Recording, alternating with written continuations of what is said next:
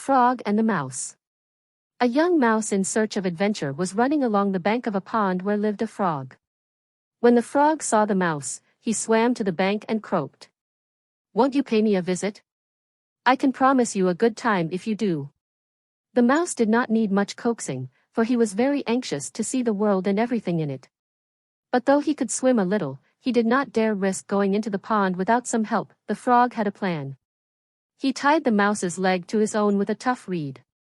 Then into the pond he jumped, dragging his foolish companion with him.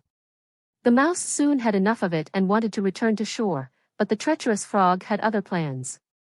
He pulled the mouse down under the water and drowned him. But before he could untie the reed that bound him to the dead mouse, a hawk came sailing over the pond. Seeing the body of the mouse floating on the water, the hawk swooped down, seized the mouse and carried it off, with the frog dangling from its leg. Thus at one swoop he had caught both meat and fish for his dinner. Moral of the story: those who seek to harm others often come to harm themselves through their own deceit. Thanks a lot for tuning in. Don't forget to subscribe, hit that like button, drop a comment, and share with your buddies. Catch you in the next video.